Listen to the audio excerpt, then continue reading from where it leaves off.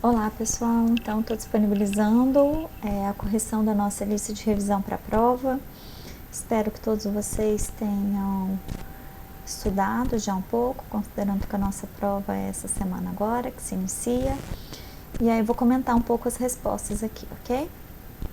Então, primeira questão, a gente tem uma reportagem, queria deixar claro que as reportagens, né, a gente trabalha com reportagens reais, até para que a gente consiga compreender a aplicação dos conceitos que a gente está trabalhando nas aulas, de que não é, né, uma teoria que não serve para nada, que não serve para análise nenhuma. Então, por isso que eu acho interessante a gente pegar estudos de casos reais de mercado, para que a gente possa aplicar a teoria a esses estudos de caso. Então, vocês observem que nessa revisão aqui para avaliação, a gente tem essa primeira questão, que traz o caso da Ambev, a gente tem uma outra reportagem que fala dos preços das fraldas, e a gente tem uma terceira reportagem que traz a oferta e demanda no mercado de cacau, ok?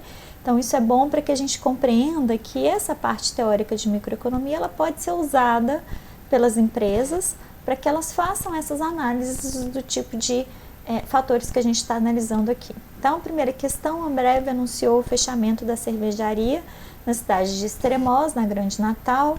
De acordo com a companhia, o aumento de imposto sobre circulação de mercadorias e prestação de serviços, ICMS, anunciado pelo governo, inviabiliza a manutenção da fábrica no estado. A alíquota da cerveja subiu 29%, de refrigerantes 18%.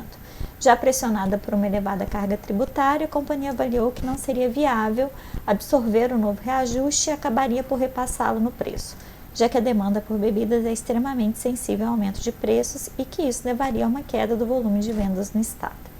Então é para considerar essa reportagem que está dizendo o seguinte: a Ambev preferiu fechar a fábrica do que aumentar o preço dos produtos, ok? Por que ela preferiu fechar a fábrica?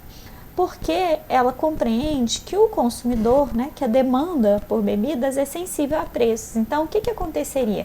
Ela poderia repassar esse aumento de impostos para aumento do preço? Poderia.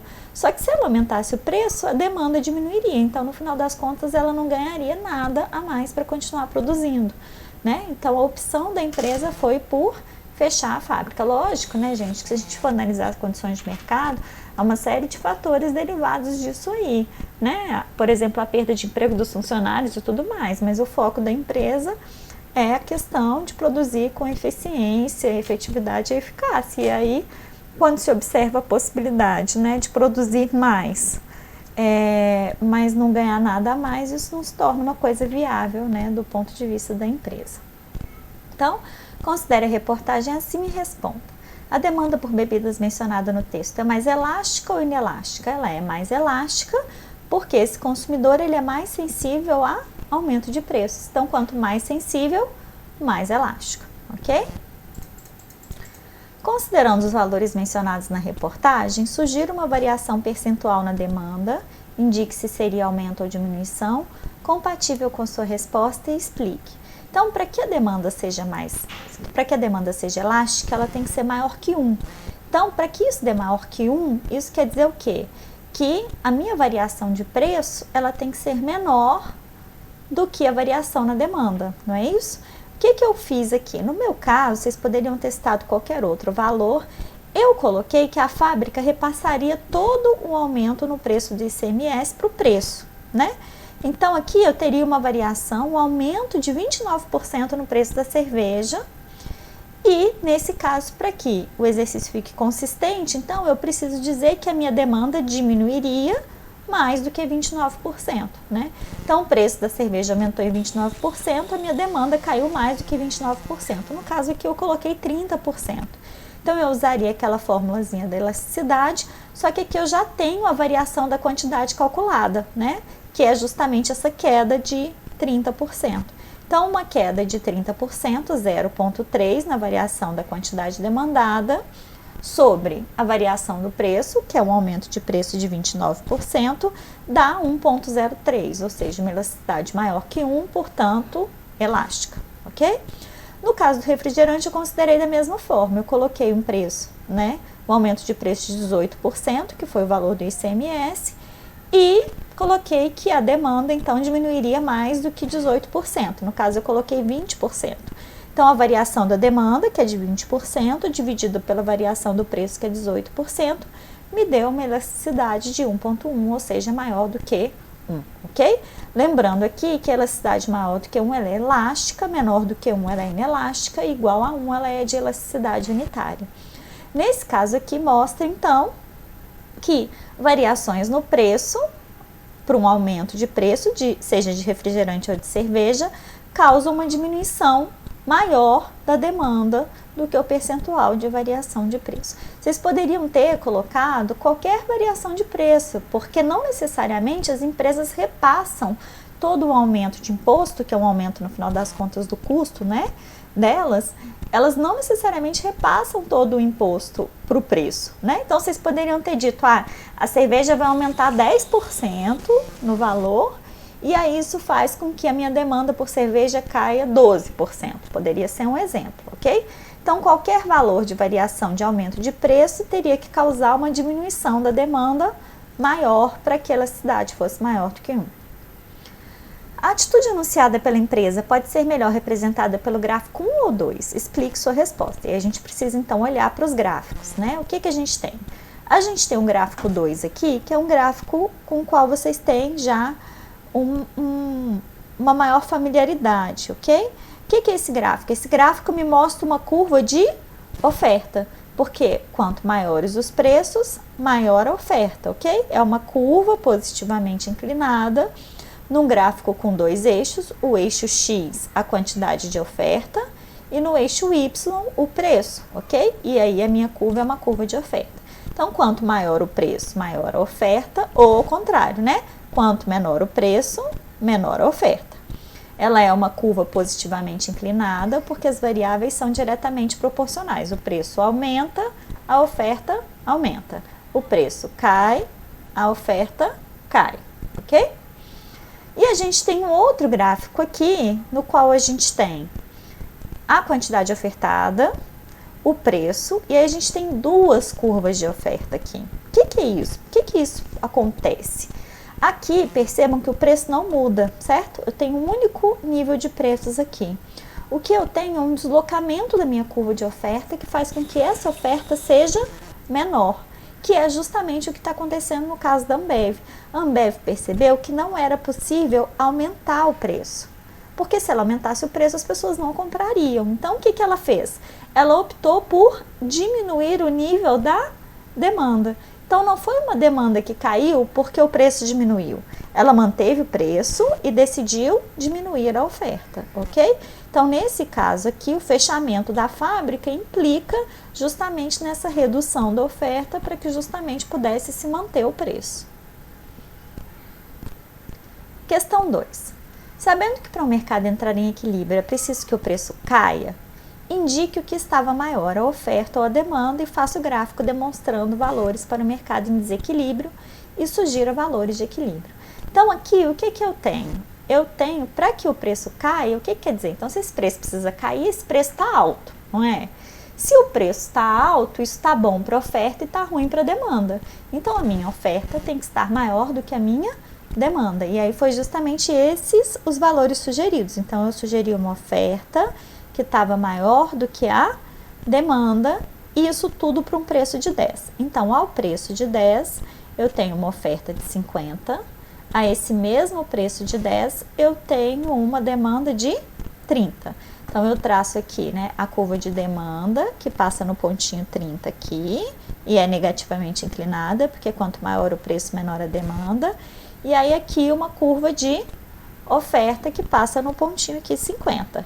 Essa curva e essa outra curva, elas se cruzam aqui, nesse ponto, que é o ponto de equilíbrio. Então, o que precisa acontecer para esse mercado em equilíbrio? O preço precisa cair. Então, eu dei uma sugestão de um preço menor aqui, né? Um preço de 7. E aí, com esse preço de 7, então, o que acontece? A minha demanda, que era 30, ela aumenta. Eu sugeri aqui 45, poderia ser qualquer valor entre 30 e 50, né? E a minha oferta cai, porque menos empresários vão querer oferecer esse produto ao preço de 7. E aí esse mercado entra em equilíbrio quando a oferta tem um 2 aqui maior, né? A oferta aqui se iguala à demanda, ok? Questão 3. Isso aqui é de preferência do consumidor, né? Restrição orçamentária. Então, com o aumento da renda, o Brasil já é o terceiro maior consumidor de fralda descartável do mundo. Em 2 décadas, o preço médio caiu e o Brasil está ficando atrás apenas dos Estados Unidos, que tem de vender 4,4 bilhões por ano, e a China 4 bilhões. A atendente Ed Carmen compra 8 pacotes de fraldas descartáveis por mês, destinando R$ 144 do seu orçamento. As fraldas de categoria mais econômica perderam representatividade no mercado. O consumo da nova classe média mudou. As pessoas aprenderam a valorizar produtos de qualidade. Então, a partir dessa reportagem, considere as fraldas descartáveis como X1 e o leite em pó como X2. Então, estou considerando 2 produtos, né? Estamos falando de uma cesta de consumo que tem X1, que é fralda, e X2, que é o leite em pó, ok? Considerando o mesmo orçamento da consumidora, qual orçamento? Os 144. Para comprar esses 2 produtos e que o preço do leite em pó é 7,20, responda, qual o preço de X1? Então, para que eu ache o preço de X1, eu achei que X1 é fralda, né? Lá no exercício estava dizendo que ela comprava 8 pacotes de fraldas, gastando 144. Então, para que eu calcule, né, o preço da fralda, eu vou pegar os R$ 144, dividir pelos 8 pacotes de fralda, e eu tenho que cada pacote de fralda custa R$ 18, que é a resposta aqui da letra A. Qual a quantidade máxima de X1 e X2 podem ser comprados pela consumidora? Então, a quantidade máxima de X1 já estava, né, no exercício. Se ela gastar os R$ 144 só com fralda, ela consegue comprar 8 pacotes de fralda. E se ela gastar os R$ 144 com leite em pó, eu vou precisar pegar, né, esses R$ 144 e dividir pelo preço do leite, que é R$ 7,20. Então, o consumo máximo dela de leite é 20 caixas ou 20 latas de leite em pó, ok? Considerando a elasticidade de renda da demanda, percebam, elasticidade de renda da demanda. Como as fraldas de categoria mais econômica poderiam ser classificadas? Nesse caso, o que a reportagem está me dizendo? A reportagem está dizendo que eu tive um aumento na renda, não é isso? E que a classe média está mudando o consumo, elas estão valorizando produtos de maior qualidade, e aí as fraldas de categoria mais econômica têm perdido representatividade. O que isso quer dizer? Quando a gente tem um produto que as pessoas passam a ganhar mais e essas pessoas passam a comprar menos desse produto, esse produto ele é classificado como um produto inferior. Por que inferior? Porque é um produto que a pessoa só comprava quando ela não tinha dinheiro para comprar um melhorzinho. Então, se a renda aumenta e as famílias deixam de comprar fraldas econômicas para comprar fraldas de melhor qualidade, essas fraldas de categoria mais econômica são um produto inferior, já que um aumento na renda causa uma redução do seu consumo. Lembrando que quando a gente fala de elasticidade de renda da demanda, a gente tem também uma outra classificação que é justamente o inverso dessa aqui, que são os produtos chamados de bens superiores ou bens de luxo, que são aqueles produtos que a pessoa tem um pequeno aumento na renda e ela compra aquele produto mais, né? Por quê? Porque era um produto que ela gostava, que ela gostaria de adquirir, e aí ela não comprava porque ela não tinha dinheiro. E aí um pequeno aumento na renda estimula essas pessoas a comprarem esse tipo de produto. Letra D. Uma cesta de consumo 6 e 3 faria parte do conjunto orçamentário dessa consumidora? Então, para a gente descobrir se essa cesta A aqui, que tem 6 unidades de fralda e 3 unidades de leite, cabe no conjunto orçamentário dessa consumidora, e depois eu posso representar isso no gráfico, o que eu preciso fazer? Primeiro eu vou fazer o gráfico, ok? Então, eu sei que a quantidade máxima de X1 que essa consumidora consegue comprar com R$ 144 são 8 fraldas. Então, eu poderia ter aqui uma cesta B, né? 8 unidades de X1 e 0 unidades de X2.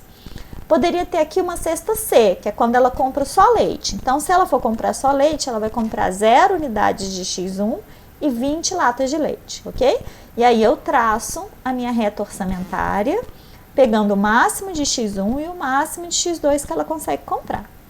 Mas aí está perguntando se 6 e 3 cabe no orçamento, então eu preciso fazer a continha, né? A quantidade do produto 1 vezes o preço do produto 1, mais a quantidade do produto 2 vezes o preço do produto 2, tem que ser menor ou igual à renda dela, ok?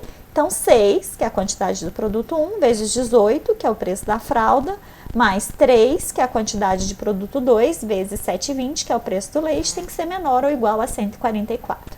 E aí, esse valor dá 129, que me mostra que essa cesta A cabe no conjunto orçamentário dessa consumidora, porque é menor do que a renda de 144. Então, essa consumidora teria condição de comprar 6 pacotes de fralda e mais 3 latras de leite. Então, como é que eu represento isso? Eu tenho 6, que é a quantidade X1, e 3, que é a quantidade X2, e aí aqui, né, é a minha cesta B, que tem, a cesta A, desculpa, que tem 6 e 3, ok?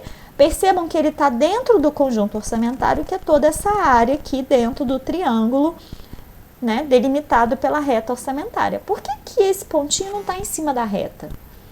Porque, na verdade, essa consumidora não está gastando toda a renda dela, não é isso? Ela está gastando R$ 129,60. Para que esse pontinho estivesse em cima da reta, o valor aqui teria que coincidir com o valor da renda.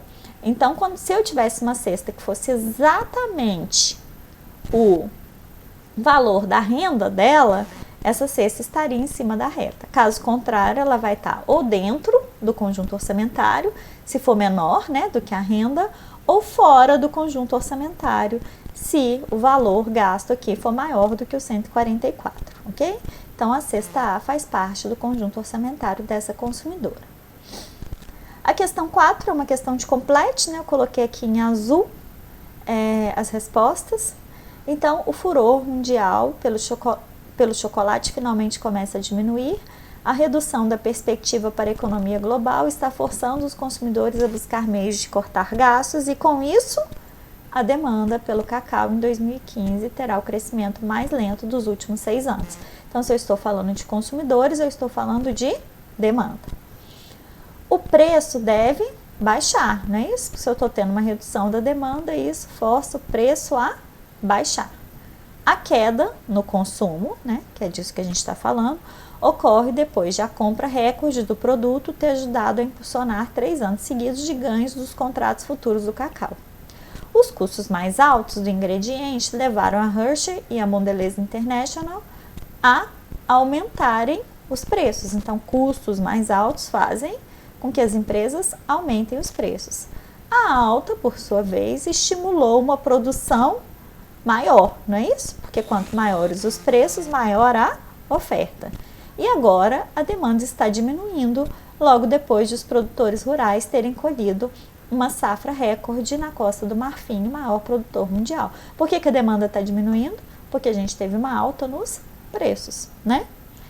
Mais uma vez, parece que o mundo tem muito cacau por conta da safra recorde e que o abastecimento não será colocado em perigo.